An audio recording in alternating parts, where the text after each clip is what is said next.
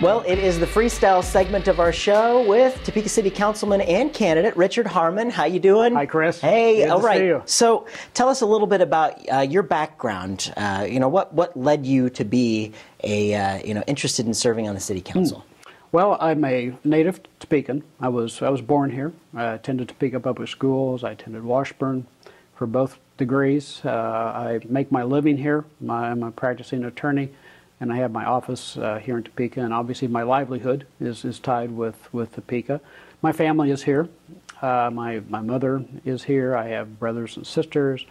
I have a niece and a nephew who are here, and they are, actually they moved from different communities to come back to Topeka to raise their families. Right. So I have a lot of connection with Topeka, and want to see the community grow and prosper. When the opportunity came up back in 2005 to run for City Council, I thought this would be a great opportunity to give back to my community that has given me so much.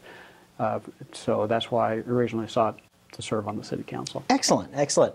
And what do you think? I know you've been on the council for a while. What do you think? Some of our biggest challenges are as a city. Well, from a point of view of city government, there are many demands on city government in terms of police and fire, in terms of streets, in terms of our infrastructure, water mains, sewers. We have a lot of demands for city services, but those services cost money. And so we have to continually find that balance as to providing the best services possible with the most effective and efficient use of our tax dollars. That's a constant struggle that I think every local unit of government has to face. Yeah, and people in general. Yeah, right. I mean, we all do. We have to. We run our households with that same need, and we run our businesses with that way. Is trying to provide the best services we can with limited resources. Yeah, and you represent District 9 in the city. Yes, I do. What are some of the unique challenges that District 9 faces, just for District 9's sake? Well, the most glaring one is we are the only council district that does not have a fire station. Oh, wow. Yeah, all the 8 other council districts have their own fire station. We do not. However, the City Council has passed a project budget to construct a new fire station, the first fire station in District 9. Wow. So that's the most glaring need. Other than that, we're like pretty much every other council district. We have areas of my district that are in need of some attention in terms of the roads, the streets, and whatnot. We have some neighborhoods that are doing quite well. So I think in that respect, we're like every other council district in Topeka. And in your time on the City Council, what do you think? How do you think we've evolved as a city in that amount of time? There's been a lot of things in the world that have happened that have hit home hard. But there are a lot of things that are good that are happening with the city as well. And so, how do you think we've kind of evolved in a positive way? Well, when I first came on the City Council in 2005, we had just started a new form of government. We had transitioned from a strong mayor or council form of government to a city manager form of government. I think we've made great progress in making that transition to be a successful transition. We're not quite there yet.